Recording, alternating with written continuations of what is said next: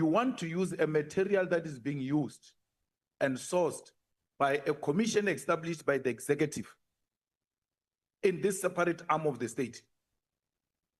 It is wrong, it is unconstitutional. We have to do things properly. And the proper way is, there must be an original statement to us as an ad hoc committee, and if they so wish to be a supplementary statement, let it be. I even said, it doesn't matter, Chair, in that meeting. I said, we can even say to General Mkhwanazi, the first pages of that commission statement, where the statement is directed to a commission, they can be amended to say the ad hoc committee of parliament.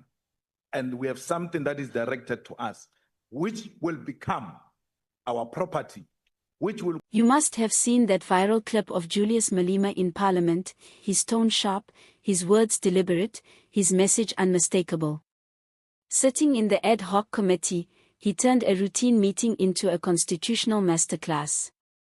Now you want to use material that is being used at the Madlanga Commission in this separate arm of the state. It is wrong, it is unconstitutional. We have to do things properly. That statement landed like a thunderclap. The issue at hand.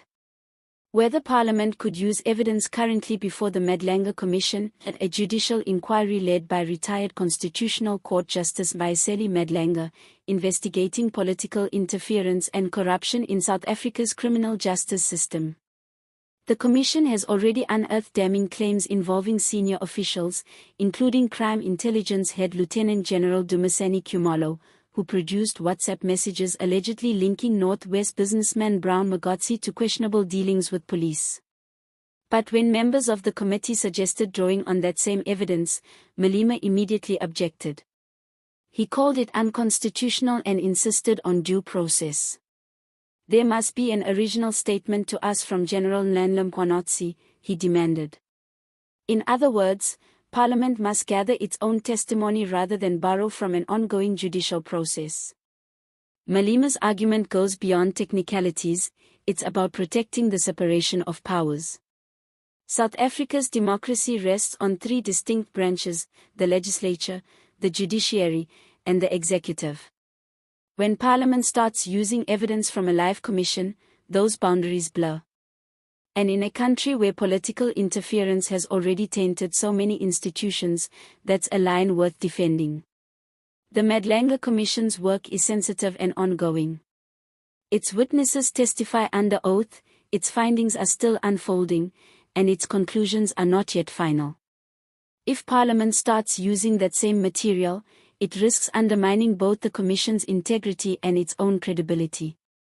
Imagine MPs debating incomplete evidence, interpreting it for political advantage before the Commission has even ruled on it. That's exactly the chaos Malema was warning against. What makes this moment fascinating is that Malema, often accused of being disruptive, was the one urging restraint. The man known for fiery speeches was suddenly the voice of constitutional caution. It's a clever turn, one that repositions him not just as a rebel, but as a defender of process. He knows that in a political landscape where chaos often rules, standing for order can be its own form of rebellion. Of course, there's political strategy behind it. The EFF thrives on being the party that keeps the system honest. By challenging the committee's attempts to use commission material, Malema casts himself as the guardian of legality, a role that resonates with voters tired of blurred rules and political shortcuts. It's also a way of reminding the ANC and DA that procedure still matters, even when the topic is uncomfortable. To understand the weight of his warning, consider the timing. The Madlanga Commission's revelations have already embarrassed some influential figures. As testimony leaks into the public domain, political pressure grows. Parliament, eager to act, risks stepping too soon, and Malema spotted that danger. If Parliament's actions are later found to have relied on unverified or out-of-context evidence, it could create a constitutional headache, or worse, invalidate its work. Malema's insistence on hearing directly from witnesses like General Mkhwanazi also speaks to a larger problem: South Africa's habit of recycling evidence across multiple investigations. One inquiry references another, committees duplicate each other's work, and in the end, accountability gets lost in the bureaucracy. By saying, "Do things properly," Malema was calling out a national pattern of institutional laziness, where everyone wants to act fast, but no one wants to follow the rules. And yet, there was humor in his delivery. You could sense that mix of irritation and sarcasm he's famous for, the look that says, "We've been through this before, and you still don't get it." It's classic Malema theater, serious content delivered with comedic timing. But beneath the showmanship lies a sharp understanding of power. He knows that controlling the procedure means controlling the narrative. In truth, Malema's argument is difficult to dispute. If Parliament begins cherry-picking evidence from judicial commissions, it sets a precedent that could backfire badly. Today it's the Madlanga Commission, tomorrow it could be the Zondo report or another inquiry still in progress. Eventually, the distinction between political debate and legal investigation could vanish altogether, and when that happens, both justice and oversight lose their meaning. The irony is that Parliament often complains about being ignored by the executive or the courts.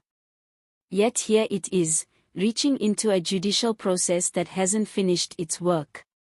Malema's intervention was a reminder that true oversight means respecting the limits of one's own power. Of course, critics might say Malema was grandstanding. That's always the accusation. But even if he was, it doesn't change the validity of his point. Sometimes political theater is the only way to make constitutional principles visible to the public. And Malema has mastered that balance, performing the law while teaching it. The deeper issue, however, remains the same: trust. South Africans no longer trust their institutions the way they once did. Commissions reveal corruption, committees discuss it, no one goes to jail. That's the cycle people are tired of. So when Malema insists on doing things properly, it resonates, not because it's radical, but because it's rare. And maybe that's the lesson here. The fight isn't just about who gets to use which document. It's about rebuilding respect for the rules that keep democracy functional. Every time leaders take shortcuts, public faith erodes a little more. Every time someone like Malema calls it out, even if you disagree with him, he's reminding the system to behave like one. So, was Julius Malema right to object? Was he protecting the Constitution, or just playing politics with principle? Either way, his intervention forced Parliament to pause and think, and in South African politics, that alone is an achievement. What do you think? Should Parliament be allowed to use evidence from an ongoing commission, or should those walls stay firmly in place? Let us know your thoughts in the comments below.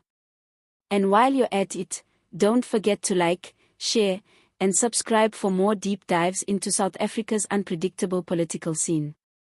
Because as we've seen, even a single sentence from Julius Malema can shake the entire house. See you next time.